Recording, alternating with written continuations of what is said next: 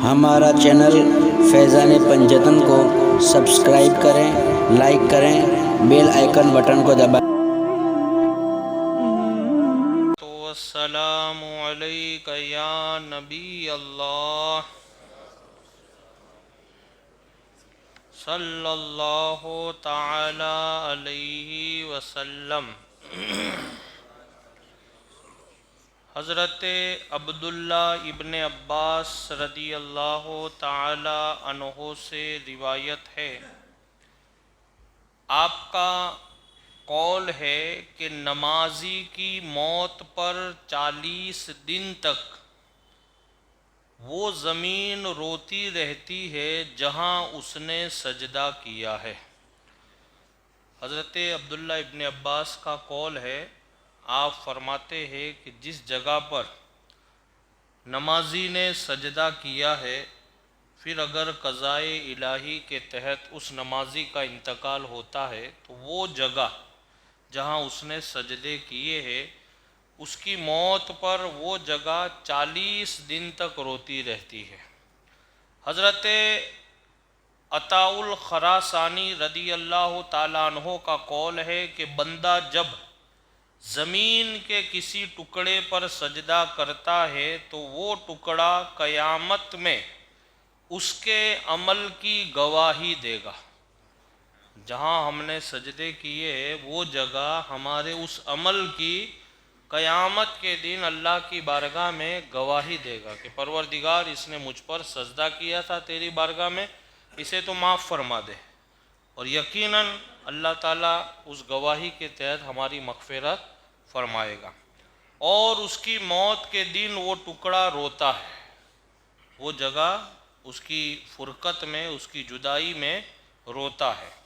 میرے پیارے آقا صلی اللہ علیہ وسلم کے پیارے دیوانوں، زمین کو اس سجدہ گزار کی جدائی، سجدہ گزار کا مطلب ہوتا ہے سجدہ کرنے والا، سجدہ گزار کا مطلب ہوتا ہے سجدہ کرنے والا، زمین کو اس سجدہ کرنے والے کی جدائی اور اس کے عمل سے ملنے والے سکون سے جو محرومی ہوتی ہے اس پر وہ افسوس کرتا ہے۔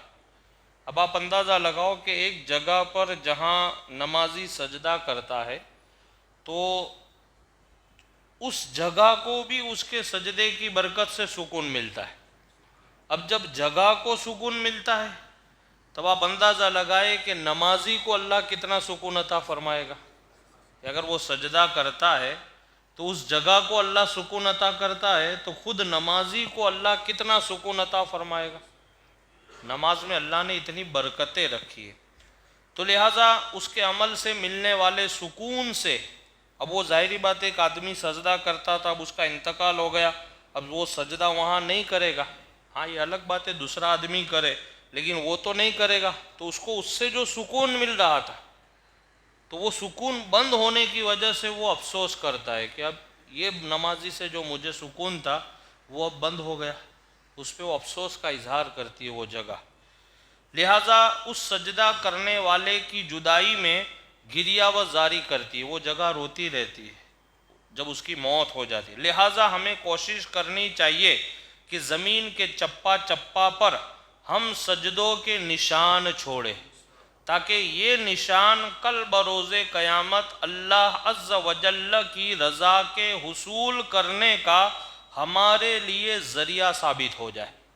آج ہم اور آپ جو فرائض کے بعد الگ الگ جگہوں پہ لوگ نمازیں پڑھتے ہیں، اس کی وجہ کیا ہے؟ یہی ہے کہ آج یہاں آپ نماز پڑھیں، اس لیے مسجد میں کبھی اپنی نماز کے لیے جگہ طے نہیں کرنی چاہیے۔ بہت سارے لوگ فکس کر لیتے ہیں ہم تو یہیں پڑھیں گے یا نہیں، فکس آپ نہیں کریں، اپنی جگہ متعین آپ نہیں کریں۔ حالانکہ مسئلہ ہے، جو آدمی مسجد میں پہلے آتا ہے جہاں بیٹھتا ہے اس کا حق ہے، آپ اس کو یہ نہیں کہو کہ یہاں سے ہٹ جاؤ میں یہاں روز بیٹھتا ہوں، آپ نہیں کہہ سکتے ہو۔ دوسرا، اگر ایسا نہیں ہے تو ہمیں بھی اپنی جگہ بدل بدل کر کے نماز پڑھنی چاہیے۔ آج آپ یہاں پڑھے، وہاں پڑھے، وہاں پڑھے، تاکہ ہر جگہ پر آپ کے سجدے ہو جائے، اور یہ تمام جگہ قیامت کے دن آپ کے سجدے کی گواہی دے دے۔ اب ظاہری بات ہے جب سجدے کی گواہی اللہ کی بارگاہ میں دے گی تو وہ ہمارے لیے اور آپ کے لیے بخشش کا ذریعہ ہوگا ہی ہوگا یقیناً.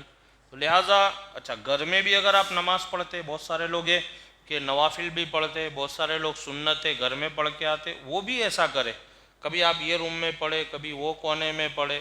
ہاں بہت سارے لوگوں نے یہ بھی کیا ہوتا ہے کہ اپنے مکان بڑے ہوتے تو وہ ایک کمرہ طے کر لیتے عبادت کے لیے.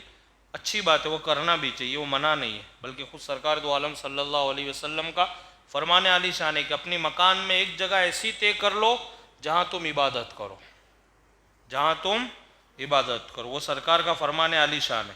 لیکن مان لو ضروری نہیں ہے، لیکن کبھی آپ کا دل چاہے تو کبھی یہ کمرے میں بھی آپ پڑھیں اگر پاک صاف ہے، دوسرا کمرہ ہے تو وہاں بھی کبھی کبھی آپ نماز پڑھ لیا کریں، تاکہ آپ کے مکان کی جگہ بھی آپ کے لیے قیامت کے دن آپ کے سجدے کی گواہی دے دے.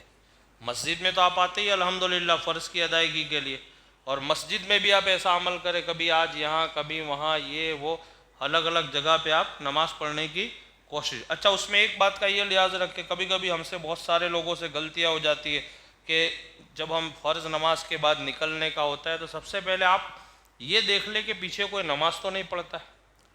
یہ غلطیاں ہم سے بہت زیادہ ہو رہی ہیں، دیکھتے نہیں اور ہم کیا کرتے، کوئی نماز پڑھا اس کے آگے سے نکل جاتے. یہ غلطیاں نہیں ہونی چاہیے. کسی نمازی کے آگے سے گزرنا یہ بہت بڑا گناہ ہے. میرے آقا صلی اللہ علیہ وسلم فرماتے ہیں کہ اگر لوگوں کو پتہ چل جائے کہ کسی نمازی کے آگے سے گزرنا کتنا بڑا گناہ ہے تو آقا فرماتے وہ آدمی زمین میں گھس جانا پسند کرے گا لیکن نمازی کے آگے سے نہیں گزرے گا. اتنا بڑا عذاب ہے. اس لیے کبھی بھی مان لو کوئی آپ کو پیچھے جانا ہے فرائض کے بعد یا اور کسی وقت میں اور لوگ نماز پڑھ رہے بہت زیادہ لوگ، تو آپ دیکھ لیں کہ آپ پیچھے کوئی نماز تو نہیں پڑھ رہا ہے. ہاں انجان میں ہو جائے ایک الگ بات ہے، لیکن کوشش کرے کہ ہم سے انجان میں بھی یہ غلطی نہ ہو. اس بات کا خاص لحاظ رکھنا چاہیے. اللہ سے دعا ہے کہ اللہ رب العزت ہم سب کو نماز پابندی کے ساتھ ادا کرنے کی توفیق رفیق عطا فرمائے.